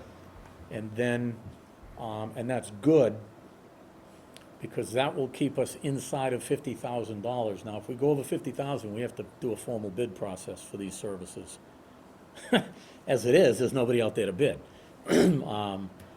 So town council and I worked closely together to make sure that we were doing the proper, and between 10,000 and 50,000, you have to solicit 3 quotes, and we did that. So we solicited 3, file is nice and clean, but I think it's gonna cost us somewhere between 30 and 40,000 by roughly the 1st of May, so we're well within the bid guidelines.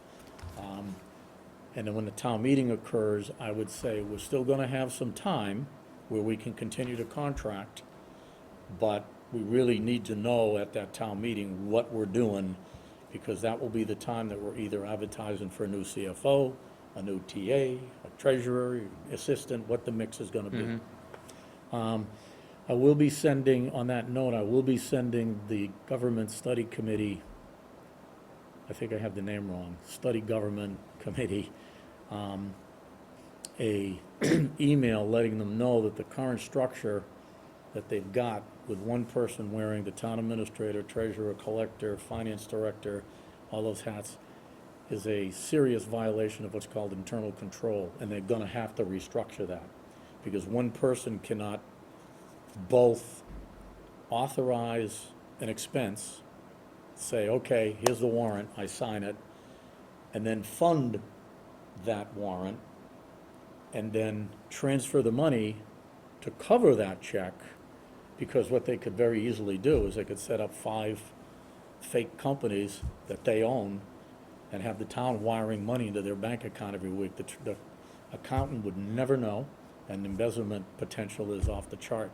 So the current proposal has got to get fixed by eliminating that. I'm going to send them, Ellen and I talked about it, but between us, we're going to get word to them so that they can sit down and fix that. And if they want some help, DOR will help them, our auditor will help them, but the basic thing is, take that whole reference to the general bylaw, chapter 35, the finance director bylaw, and if they're gonna go town administrator, eliminate that bylaw, just eliminate it. Eliminate the clause in the town administrator bylaw, and then the conflict is gone. And then, when they do the town administrator, then you hire a full-time treasurer, and there's your structure. So I'm gonna get them a letter suggesting that, and saying, whatever you do, you've gotta cure this conflict, though, that's critical. And then give them whatever staff assistance they need to help them understand that's gotta get fixed. Okay. Does anybody have questions for Kevin on the, go ahead. The independent contractor, any of their time gonna be spent in the town hall, or is it all? Yes. It is? Yep. They're gonna be in the building at least 1 or 2 days a week. She expects at least 2 days a week. I said to her, look, the way town council laid this out, and it's in that memo I sent to you, we're trying to walk a tightrope here, because the more a contractor is in your building, the more they look like an employee. By the same token, they need to be in the building a certain amount of time in order to help Michelle, because she's just trained up to a certain level and not beyond that. And some things they need to do on our system. So we're treading a fine line here, put it that way. So I think if it ends up being no more than 2 days a week, we're fine. If it gets over that, I basically told her, look, unless there's something really extraordinary, please don't go over 2 days a week. The other day time will be outside the building. That way we're clean Now, with the contractor provisions. that's good. At some point, it looks like it's an employee, and And you gotta be You gotta very cover all the careful, benefits. very careful. I've dealt with the independent contractors before, and how's their workman's comp done? Is it covered They by file the it- town, or is it covered by the company They that they're file working? her, I will be requiring her to file a certificate with us. Right, and- The way the law reads is, any contractor with the town who fails to file a certificate, both for P&C and comp, when we get audited at the end of the year, when they do the workers' comp audit, if there isn't a certificate in the file against that contract, then we automatically get billed as part of the workers' comp audit. So you know, I don't have the system set up here for you. I don't know if you have a system set up, but I'm a maniac about making sure that any new contracts that get signed, the proper insurance certificates come in and get filed, so that you don't get bit by that, because those audits happen well after you close the fiscal year out. They usually happen in the fall and the winter of the following year. And you can get handed a bill for $5, $10, $15,000 that you weren't expecting for all these contractors that you didn't require certificates from. Yeah, that's always been a problem area where you assume that they covered themselves, or the company that they're actually employing them, or do we pay for it? So that'll be in their contract then. One of the first things I did with her is I said, "You carry insurance?" She said, "Yep." I said, "Great, I'm gonna need the certificates for, you know, assumption of risk on her part, not us." Okay, thank you. All set? Yep. Jason, I'm anything? good, thank you. Bill? Yeah, Kevin, how many hours did you say for the 75? Well, it'll vary because it's a combination, it's a set price, 2,500 a week. Okay, 2,500 But a it'll week, be a okay. combination of the So roughly hours. 16 hours. It'll we either get. be 75 an hour, $1.25 an hour. She was originally planning to do more of her time, so we would have gotten less hours. And I said, "Look, we're a small town. I don't want my board to stroke out when they hear $1.25." So what you're saying, it So- works out to about 25, 26 hours a week. I think we'll be getting Combined. around 25, 26 a week. It's gonna be Good, somewhere good. around there. There could be some weeks when what we're doing, Yeah, it might be more, some weeks it might be less. well, because some weeks what we're doing might not require her senior level, you know, it's just kind of like an audit, because if you get the senior partner, you're gonna pay 400 an hour. But if you Speaking get the of the junior audit- partner, you're gonna pay a quarter of that. Right. So what you wanna get is a lot of the junior part, but you don't want to sacrifice the proper attention when Yeah, you yeah, need yeah, it. yeah, we get it. Back to the audit, and you mentioned that a bank account from 2015 hadn't been reconciled. And that was in the town's name, Yeah, that's the account that using the town was set up FIN, to collect water sewer online payments. and using the town FIN. You know as much as I know. I just found this out on, I think it was Friday, and had a conversation with Ellen about it today to find a little bit more information. And basically, that's as much as I know. But it'll be an audit. It won't be a material finding, but it will be noted in the audit as something that's gotta get fixed. Yeah, I get that. What should also be noted in that audit, maybe we should start looking for new auditors, is how does a bank account, how did the auditors overlook this for 6 years? I am not sure they did. And Well, so I would be well, cautious. It's a good question, Bill. And if it is the case, that would be a really good question. It's gonna be a really good question But I when we see them, don't- yeah, for me. I don't think that's the case from what I've been told. I don't know Now, how, I So don't know what- how an auditor misses I a don't bank think, account. I don't think they did. I think they made notification, but I think they were told not to put it in the audit.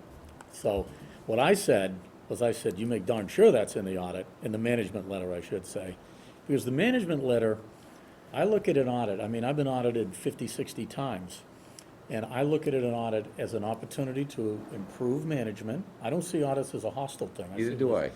And you, if you haven't been, should be getting a brief. When the management letter is done, I will bring the auditors in to give you a briefing.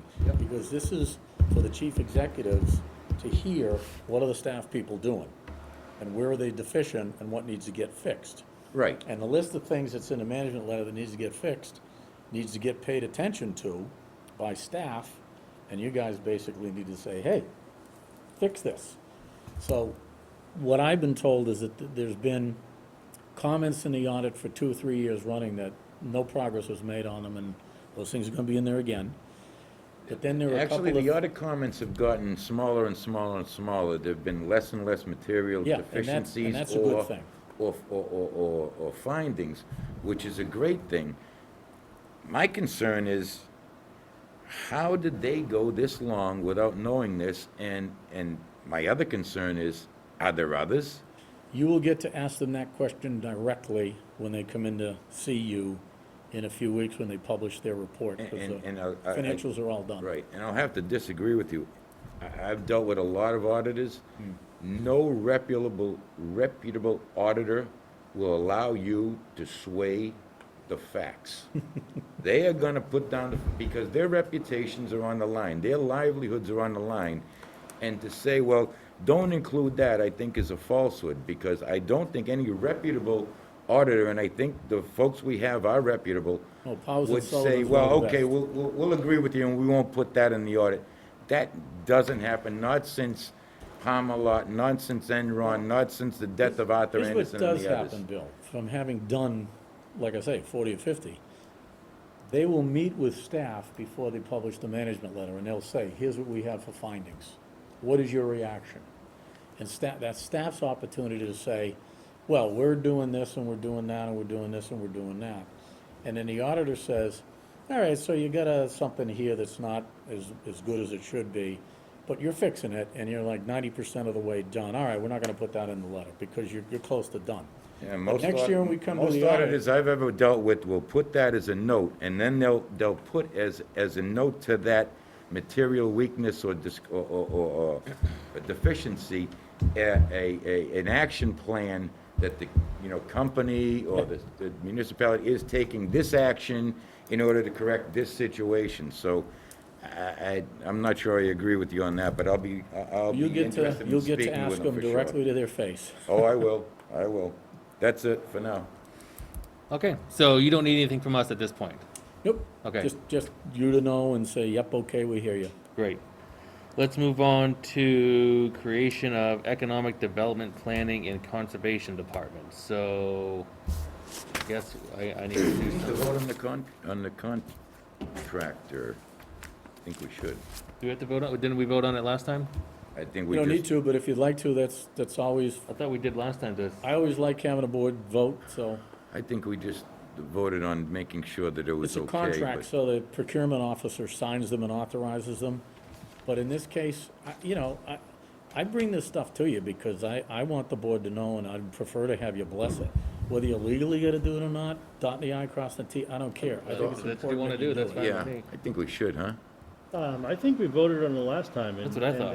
The conclusion was that you told them, once we approved it, to make sure that if town council agreed, that he could expeditiously move forward. Right. But should we now vote on the ceiling, the $2,500 a week, Doesn't hurt. so that we know and everybody else knows there's a number attached to this whole thing that, Doesn't hurt. all right, so What up? I'll make the motion that we allow Mr. Pecos to hire a contractor to satisfy the town's treasurer collector needs not to exceed $2,500 per week. And I'll this will second not it. include any benefits. Seconded. Any further discussion? All in favor? Great. All right, so I need to unmute Rebecca. Like to dot the i's and cross those t's, you know? If I can get the mouse to work. If you have trouble getting Rebecca on, I can Oh, no. brief you, but hopefully she can join us. Oh. We can hear you. You sound like you're underwater, but we can hear you. Can you hear me? Thank you, Mr. Chair. You're good here. All right, go ahead. We all set? Yep, we'll work through Okay, it. thank you, Mr. Chair, members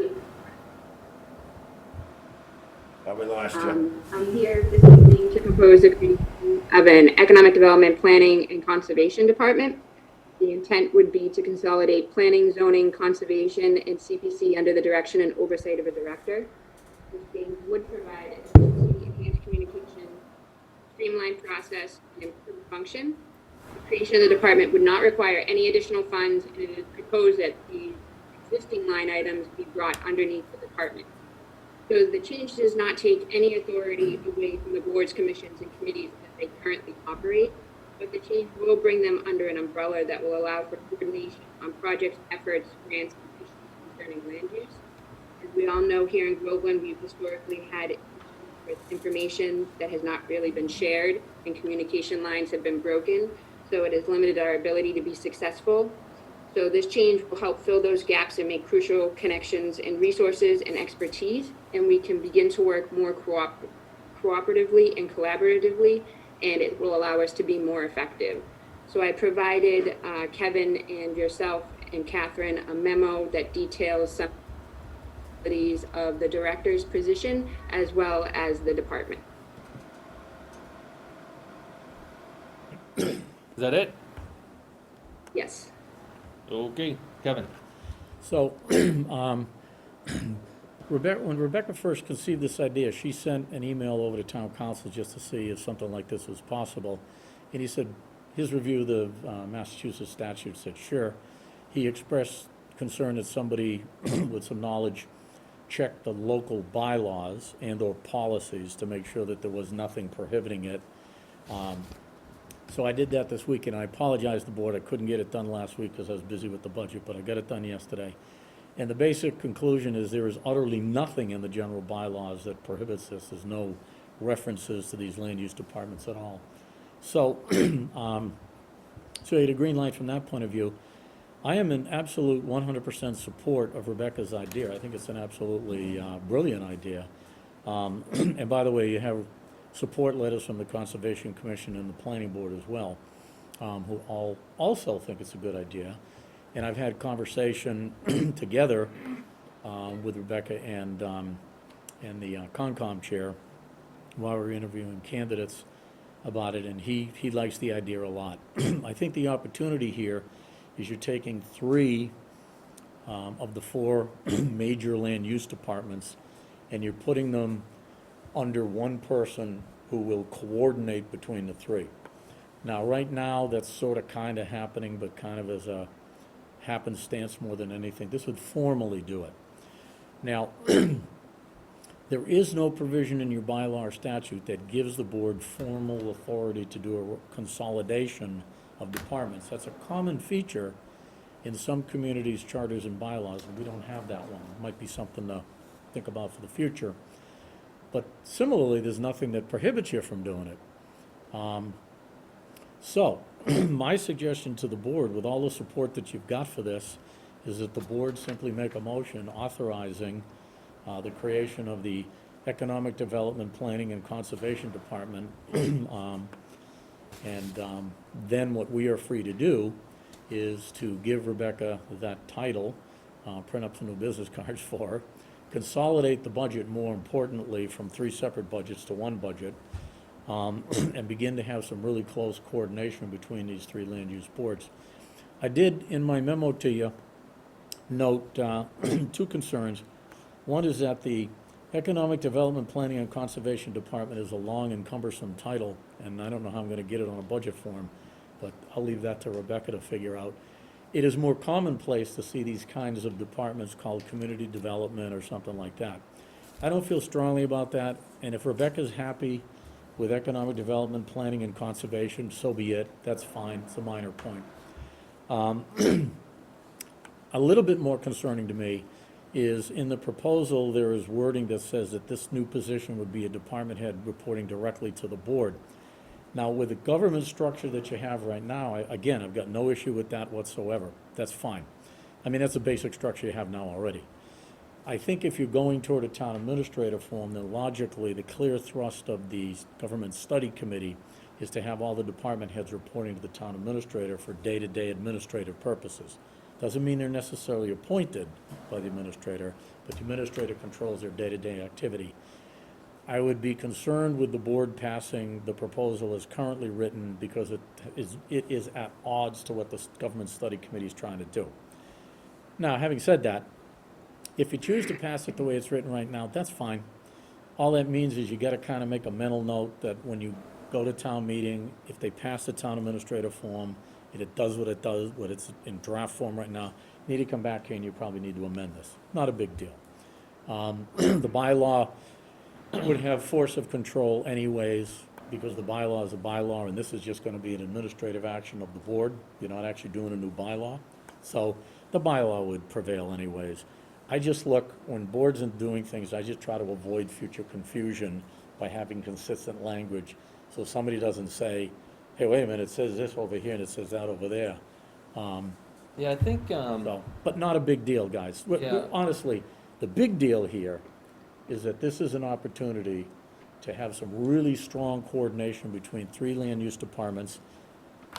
You got the rarest of thing in municipal government, which is all three of those boards agreeing, saying, yep, this is a good thing. I mean, ordinarily, you don't get that. right. Somebody is saying, oh, no, my hair's on fire, I don't want to do this, you know. But in this case, you got all three saying it's a good idea. You got an extremely talented town planner. I don't need to tell you that. You all know how good Rebecca is. So you got the perfect person to administer this authority of coordinating. And this is just a great opportunity to really advance planning in the town, so. I agree with you that this is a great opportunity to really consolidate those into one group. And definitely kudos to Rebecca for taking this and understanding that this is something that they're all kind of meeting on and they all agree with. The question about reporting to the Board of Selectmen and town administrator, at some point, we're all in the assumption that we're gonna move forward with the town administrator. Yeah, That's an assumption, right? We don't have no idea if that's actually gonna pass. We would like it to pass. I think that's best for the town. But whether or not the town actually votes for it is kind of, who knows, right? that's a good point. As we've said, and as I said before, what happened the last town meeting, bomb went off and something didn't get passed, and now everyone's like, well, that's kind of stinks. Well, exactly. That's a good point, Mike, because if that doesn't pass, then you'd want this to be a direct report to the board. Right, so I would suggest that, again, I'm in favor of this, that we do pass it as something like, for the time being, we'll report to the Board of Selectmen. Yep. If in the future we do move to a town administrator, that committee, that board would then move over to reporting to that town administrator. I think that takes care of both. Sure. What if and or happens somewhere down the line. Minor concerns, but an important opportunity. So Yep. I would say the important opportunity is what should be ascendant here. Anybody have any other questions or comments on that, Ed? Kevin, how does this affect the elected planning board and the appointed conservation and zoning board? The elected boards are not in any way affected because their authority comes from Massachusetts statute. And in the case of the planning board and the Concom, you've also got additional authority that's granted to them through the general bylaws. So those bodies of authority that they possess are in no way affected by any of this.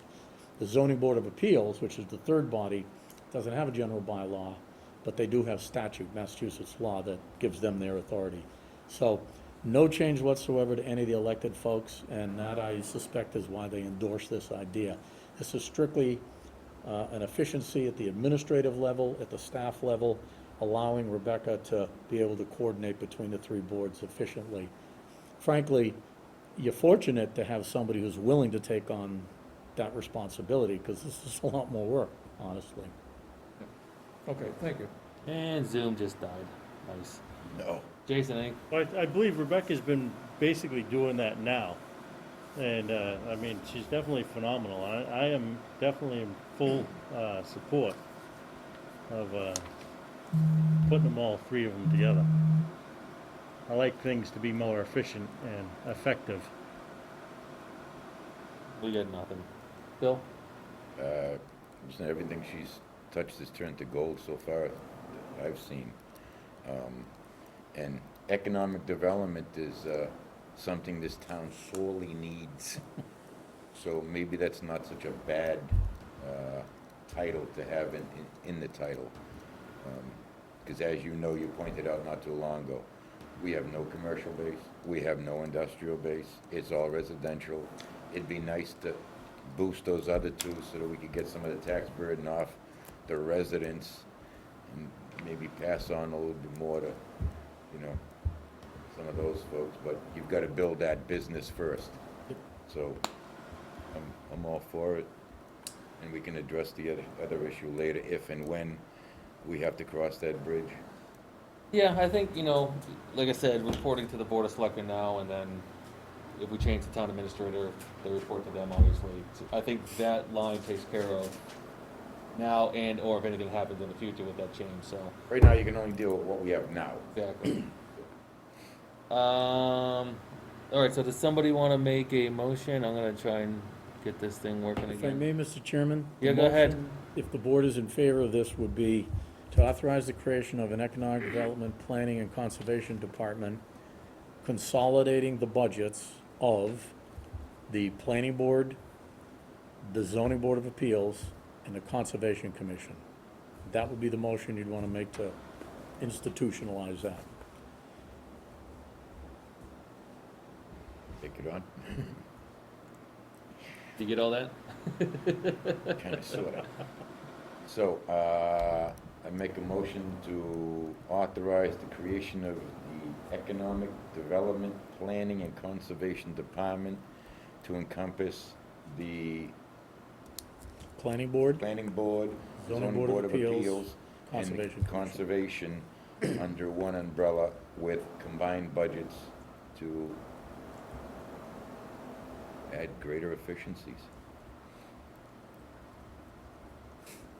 I'll second that. All right, got a motion and a second. Any further discussion? All in favor? Fantastic. If I could ask through the chair, Rebecca, is there anything else you need other than that vote? Hold on. Rebecca?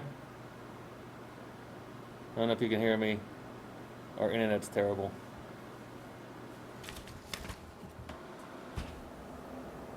We lose her? If you can hear me, well done, Rebecca, well done. Rebecca, can you hear us?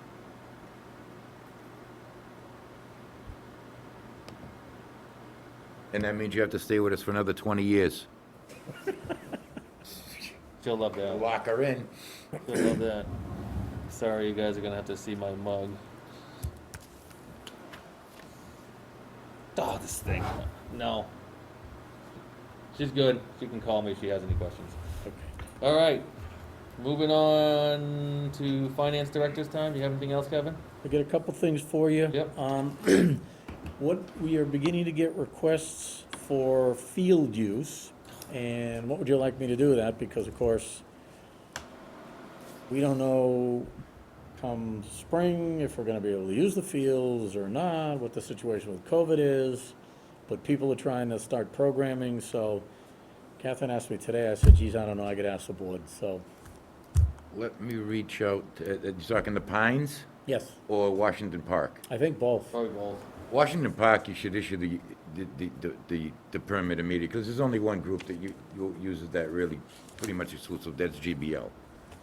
The Pines, let me reach out to the AD, Mr. Thornton, and see if he has, and I doubt they do, a baseball schedule, because the high school has to take priority over those two fields. Okay. If you can get back. Softball and baseball. I'll reach out to Mr. All right, Thornton great, thanks. And, tonight. you know, I'm assuming, absent some kind of indication from the state, I mean, if we start assigning fields, it's tentative only anyways. Right. So I think the prudent thing, after Bill finds out what he finds out, is you just can't start doing it yet till we find out. Unfortunately, it's probably gonna be on hold for a few more weeks, at least. That's and what we then- told people so Yeah. far, so I I'm mean, holding for now. at that point, I think after a few more weeks into February, you'll have a better idea of where the lay of the land is, and then maybe you can start scheduling things without approving them, just so we have a schedule that might be usable if in April or May things do materialize when you can use it, but Okay, I would proceed with nothing's gonna change until we have a reason to change it. okay, sounds good. Yeah, and we'd have to give away that field to a third party and have the high school have to play, or the girls softball have to play, high school have to play somewhere else. Okay, yep. Next item, the town clerk is about to publish the vacancies for the town election. She asked me to read down the list tonight for two reasons. One, to let the public know these vacancies exist. And two, as I'm reading them, make sure collectively, because there is no central place to verify this. And so she wants to be sure that if anybody knows anything different, please let us know. So one seat, one 3-year seat on the assessors, one 3-year seat on the Board of Selectmen, vote for two, there's two 3-year seats up. One 3-year seat on the Board of Health, one 2-year seat on the Board of Health, and one 1-year seat on the Board of Health. One 3-year seat on the Cemetery Commission, one 5-year seat on the Housing Authority, one 3-year seat on the Board of Library Trustees, and that'll be 3 positions, all 3 of them for 3 years. And 1 seat for 1 year on the library board, library trustees. 1 3-year light commissioner seat for 3 years, the moderator for 1 year, 1 5-year seat on the planning board, 1 2-year seat on the planning board, 1 1-year seat on the planning board, 1 seat on the school committee for 3 years, 1 seat on the Water Sewer Commission for 3 years, and 1 seat on the Water Sewer Commission for 2 years. So those are all the ones that she believes are vacant and open for people to take out nomination papers. Is anybody on the board aware of anything other than that? Other than those 25? Yeah. I mean, they all sound about right as far as I know, but. Well, that's what she's carrying in her records, Mhm. but she, did say, I mean, sometimes somebody is not planning to run and it's gonna create a vacancy, and she doesn't know. Right. So, I said, I'll read the list tonight at the board meeting, and that'll duly note to the public's attention, these seats are open, and, let people know. So if I could say this, Mr. Chairman, if anybody knows of any other vacancies that's listening to the meeting, if you'd kindly call the town clerk tomorrow, she can amend this before she publishes it. Okay. Okay, thank you. And the budget for fiscal '22 is complete. You get your budget books there. Nice. 2 things that are missing, obviously, is the Regional Vocational Technical School budget and Pentucket budget. I have had conversations with Greg, business manager at Pentucket. Got a pretty good idea about where their budget's going. And I've had extensive conversations with the business agent at Whittier, and got a really good idea where that one's going. So what I'm gonna do, there's one other thing missing in the book right now. On the front of it, there's a kind of a summary piece that says, here's what's going on with the budget and changes. And then there's a document that lists all the requests. Now, I'm gonna take that and I'm gonna do a little tweak with it. I'm gonna take that and not just list the requests, I'm gonna also give you a balancing formula that says, here's all your revenues, here's all your requests, is the thing balanced? Now, obviously, for the education budgets, which are huge, 60+%, I'm gonna have to put an estimate for them based on these conversations, and then tell you, is this thing balanced? So, you won't have real budgets for the 2 schools until later in March. That's when they're gonna take final action, but we get a relative idea of where they are. So I'm gonna put it all together for you, and that'll be that first section that's currently missing. When the budgets come out, we'll get them to you, you can throw them in the back of your books. I'm meeting with the Finance Board via Zoom tomorrow night for the initial meeting. We got quite an extensive agenda they want me to do with them, revenue forecast and a bunch of other topics. We're gonna do all that. We're gonna go over the schedule, and they're probably gonna start hearings. They'll probably take a week in between, and they'll start budget hearings the week after, but they're gonna finalize the schedule tomorrow night. As soon as they do, I'll get that out to the selectmen, and I'll get it out to the department heads, and I'll get it out to the board at the same time. So, if you want to tune in. Looks like they're going to do all their meetings via Zoom.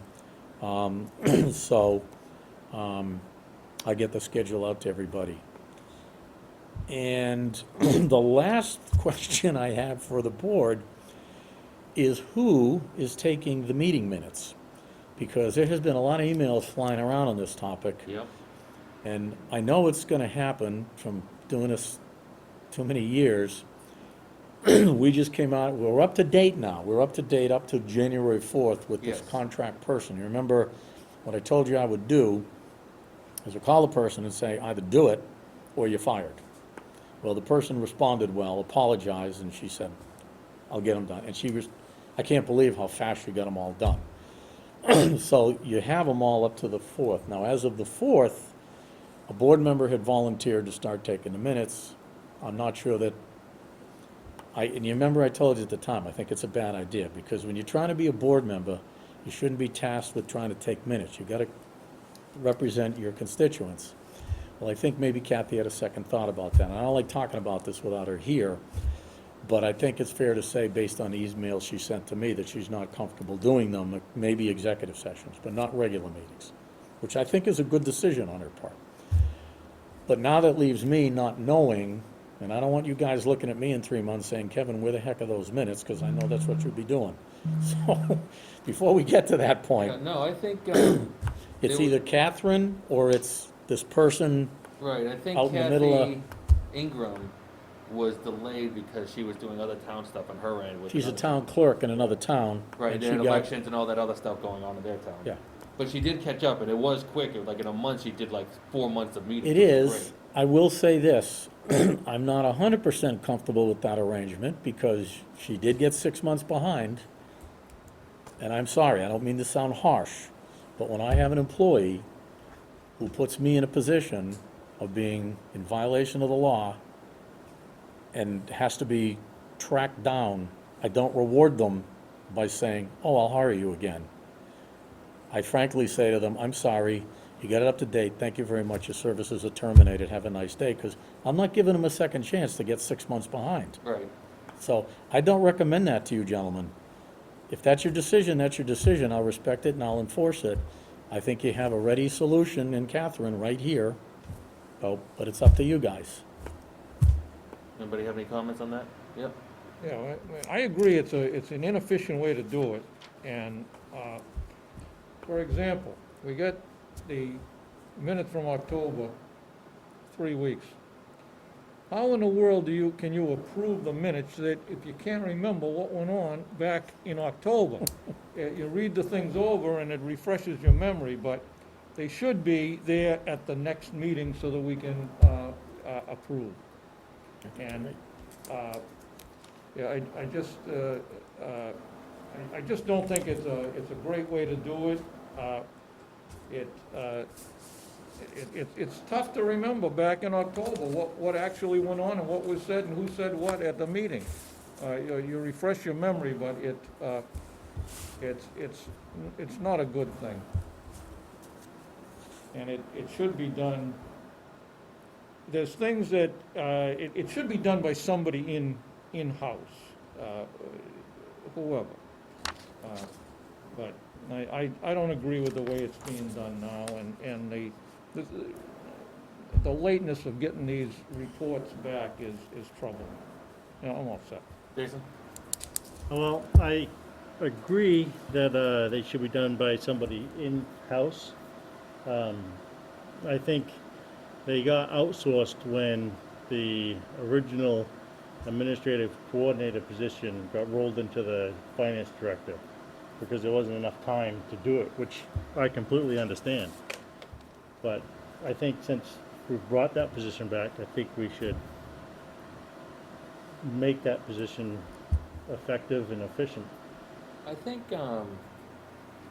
for as long as we've been contracting Kathy Ingram, that for the most part, with the exception of this delay with elections and everything else that she was doing as a town clerk, I thought that they were pretty responsive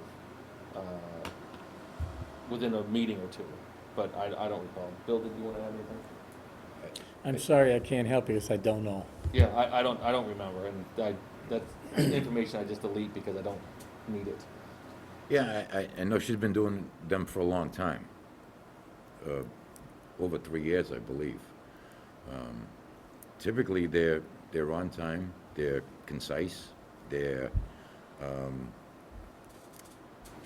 accurate. And I have to view what happened last summer as just an anomaly. I mean, we all had to deal with a pandemic, and most of our lives were turned upside down, so I'm going to use that as a one-off, and I believe in second chances, so I think she's done a great job up until that point, and I think she deserves an opportunity to redeem herself, given the extraordinary circumstances that we all found ourselves in the year 2020. That's just my thoughts. The other piece to adding to Catherine's hours is the benefits piece. right? Because if we go over 19, we have to offer her benefits and all that. Yeah, the only benefit, I mean, we talk about benefits, the only benefit that she gets is a over 20 employee versus an under 20, because benefits are prorated for, across the board, except for health insurance. I did have the conversation with her. She would decline it. That is not a guarantee, because an employee can decline it today and then take it later. Exactly. So, in full disclosure to the board, you should always realize that you cannot force an employee to give up their right to health insurance unless they are a Chapter 41 contract employee like I am. So in my contract, it says, does not get health insurance, and you can enforce that. But administrative coordinator is not contract eligible because they're not authorized by Chapter 41. There's only like 7 or 8 town officials that can have contracts in Chapter 41. Police chiefs, fire chiefs, town accountants, treasurers, town administrators, finance directors, but nobody else can have them. So that, yeah, there's a risk there certainly, there's no doubt about it. And that's a decision the board's gotta make. In the budget I gave you, I proposed additional hours for the administrative coordinator position, because I think as you look forward to which, it's almost like trying to write 2 different budgets here, because Right. town administrator versus finance director is gonna be different things. So presuming you're gonna have a town administrator, I put in extra hours for the administrative coordinator. But, you know, I'm not gonna tell you, because I don't want to mislead the board, that we can't live with the 19 hours. I will tell you it's difficult. Certainly, if she's going to take the minutes, you've got to give more hours. Got to, because it's just inconceivable that she could fold that into 19. So if it's the board's decision to leave it with the contractor, this other person, then so be it. If that's what you want, that's what I'll do. I think it's an approximate wash financially, you know, whether you have Catherine do it with some additional hours, or you have this contract person do it. It's, you know, from the point of view of the hourly wage, it's about the same. Yeah, But there is the potential for the health insurance, Right. yes. basically. Do we know what the cost of the healthcare would be? The health insurance, Yes. if you're she accepted it. 75/25, so health insurance, well, you know, you're on the GIC. There's 16 different GIC plans that go from probably somewhere around 20,000 a year. So the town will be on the hook for 75% of that, 15K, up to probably $28,000 plans, which are full indemnity plans, HMOs, PPOs versus indemnity plans, which would be much more expensive. So it'd be on the hook for 22, something like that for a family plan. So yeah, when you look at employee hours, you need to consider that. The other fringe benefits, sick time and all that stuff's all prorated anyways. Part-timers all get vacation and sick leave and all that other stuff. They get prorated holiday time.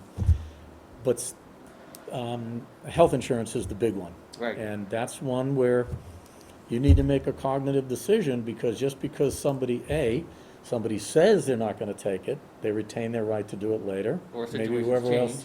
maybe where else they're getting it, they Yeah. don't get it. B, you know, nobody stays in a position forever, new person comes in and they want it. So, you know how bad I want more hours for the administrative coordinator, so I'm talking against that, but I'm also trying to be honest with the board in full disclosure, because you do need to consider those things, yes. I do not want you to get into a situation again, and I can see a 2-2 developing here. So my suggestion is, if there isn't a majority consensus to give these extra hours to Catherine and have her do the minutes, then what I'm gonna tell you is, if this person gets more than a couple of weeks behind, I'm gonna come right to you and say, That's a fair assessment from my pull the plug, perspective, too. because if, you know, we don't wanna get where we were when I came here. No. and No, That's none no of us- longer an anomaly, is it? Yeah, right. Then it's no longer an anomaly, now it's a pattern. Good Right. point, Bill. And I would agree with that. If we start to see that we're 2 or 3 meetings behind, then we gotta rethink this and then, you know, have that conversation again. But I Yeah. think at this point, where we're up to date, and she's just waiting to find out if she's doing the January 4th meeting or not, then I think that's a good position to be in. Yep, okay, Anything else? so, what I'm gonna say to So we're kind of, what I'm gonna say to you is this. While my preference would be, Yep. to have your administrative coordinator do it, because I think there's one other advantage, which is that big pile of paper over there that you all gotta sign, and I don't know what's in it. There's no conceivable way every 2 weeks I can know that, whereas the administrative coordinator knows exactly what's in that pile of paper and where to tell you, sign this. So the advantage of having that person here is that. And there's certain things that the administrative coordinator controls that I don't every week, and then having them in the meeting is an advantage. So having said that, it is clear there isn't a majority to do that. So I'm gonna have this contractor person do it, but I'm gonna call her personally. I'm gonna say, if you get 2 meetings behind, you're done. Because we're not gonna put up with getting 6 months behind. I don't care what the excuse is. Tornado, hurricane, mudslide. You are under a legal requirement to produce minutes in 10 days. And we can't be in a position where you're exposed to people making a public records violation request. You've got one on your agenda already, and you don't want one. I know you don't. And I would be professionally embarrassed to have you get one. So with the board's approval, that's what the message I'm gonna give her. Okay? Yeah. Are you guys okay with that, if I may, through the chair? Yes. Okay, Okay. I'll do it. Oh, let's see. My last thing, just a question, how does the board, because I'm not familiar with it, nobody else seems to know, how do you want to do budget review? Because you got it now, do you do that in one night or 2 nights, or what do you do? It's typically, and I'll let everybody else kind of jump in. This is your first one, right? Yeah, this is my first one. Good for you. Typically, what we do is we spend some time going through that, highlighting different areas that we want to talk about, and then we'll spend probably a few meetings touching on different sections as we, we'll say, hey, we're going to talk with these first 3 sections. Anybody have any questions on that? Yes, no, we'll do a discussion on that, and then we'll go to general selectmen meeting stuff. Okay, And we'll do that over the course of 3 or 4 meetings, and then we'll have one kind of wrap-up. I think that's how we do it, of any Q&A sessions on specific things that we want to table or put in the parking lot to come back and discuss and get more feedback on. So it'll generally be over, I want to say 3 meetings, maybe? Yeah, if that, no. I mean, typically when you put a budget in front of us, unless there's something glaring that Big says surprises. somebody went up 15% for a reason, which probably not the case this year, it's going to be pretty easy to see any kind of anomalies, as Bill put it, in the paperwork. But I don't suggest. so you're gonna see in this budget some requests by departments.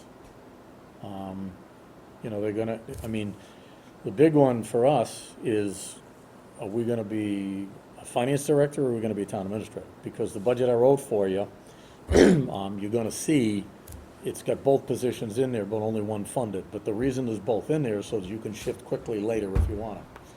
But then there's some support increases, and there's a treasurer position, but no assistant position. But again, they're both in there, so if you want to switch later, you can. But there's implications that you need to talk about. And then there's the new, we assumed, when Rebecca and I were working on this new proposal, we were either gonna write 3 budgets separately, or we were gonna write one. So I said, write one, and if the board says no, tomorrow morning, we'll write the 3, and we'll, patch them back into the books. So that's gonna be new. And there's a couple other new things. There's not a lot of new stuff in there. The fire, there's the new personnel, which is gonna look big, except Right. it's 100% offset by revenue, by the grant. So there are some things you need to look at in there and decide what in particular do you wanna look at. In Other regard than to that, the it's, fire department, that's paid for by FEMA for Yes. 3 years, but we have to start planning to pay for it after that. so what I'm doing is I'm carrying a line to be determined somewhere, Yeah. where you can, unfortunately, the law doesn't really let you put money aside for the purpose of funding future salaries. There's no real way to do that, because the stabilization fund laws are fairly specific, but we're gonna create something like that, so that you can start putting some money aside, so 3 years from now, when 100% of the cost hits you, you're not suddenly having to come up with 150K. Right. You got a chunk of money set aside to do that. Right. So we'll be doing that, yes. Okay. So you'll need to look, so if I could suggest this as a process, if any board members have areas you want to look at, once you start skimming it, if you let Mike know, I'll stay in touch with Mike and find out what budgets need to be on a given meeting, and who do we need to invite to be here to answer your questions. That sound Yeah, reasonable? that's fair. Okay, great, thank you. I love more work. All right. Can I Yeah. ask Kevin two things? One, don't forget about Essex Aggie. That's the other school. The what? Essex Agricultural. Oh, yeah, Forget thank about you. that. Yeah. And second, I always like to have this stuff on an Excel file, if you could send me the file, The what? the budget on an Excel, on the Excel spreadsheet. Soon as I get it done, it's actually all created, and we've got, for the first time, you're gonna have something new this year. You're gonna have the prior fiscal year actual expended. You've never had that before. You'll have the current year budget, and then you have the department request. So you're actually gonna have 2 years of history to be able to look at and say, this is what they spent a year ago, here's what they got budgeted right now, and here's the request. So you'll have some basis of comparison that you haven't had before. I think you'll find that very useful. Yeah, I actually have the files for 4 years, so I just build on top of it, Okay. and then As soon as copy over the math that, formulas and that is all created and it's loaded with the prior year actual and the current year budget. What we haven't had time to do yet is to get the requests in, because actually, as of this morning, a couple of the requests were still fluid. But we'll get that built now over the course of the week and get it to you. Yep. yeah, that'd be great. Thank Okay. you. Yeah. Just a question for Kevin. Kevin, typically this is about the time of year they do town reports, typically done out of the selectman's office. Is it? Have you, done No, I anything haven't. typically, it would be the administrative assistant that would be working on that. Okay.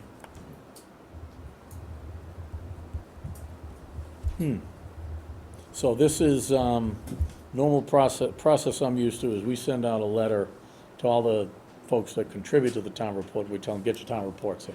Yeah. And then we start to pull them together. We collaborate. Well, I'm not gonna be much use, obviously, but I guess you get to write the board's report. Ordinarily, I draft it for the chairman, but I can't help you. I don't know what I'd be writing about.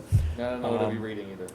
And then, we pull them together and the book gets issued in Yeah. time for town meeting? My recollection, yes. Okay. All right, we'll get working on it. Anything else? I'm all set. You all set? All set? All right, selectmen time, anybody have anything? Yeah, Bill? real quick, we had a high school building committee meeting back on the 12th, so I just want to get you guys in. I had sent Kevin a video they did of them pouring the slab over at the new high school. I don't know if you were able to get that out, or it was kind of a big file. What was that now? I sent you an email. It contained a couple of videos of them pouring the concrete slabs at the new high school, middle school. Really? Yes. Yeah, we've been having fits all day long with Yeah, email. Catherine said her email was not sending very well. 'Cause stuff- Catherine's wouldn't take it because the files were too big. I But I never- didn't get that same Yeah, I never got it Delivery because error from yours. I know I didn't get it because I would have noticed that from a board member.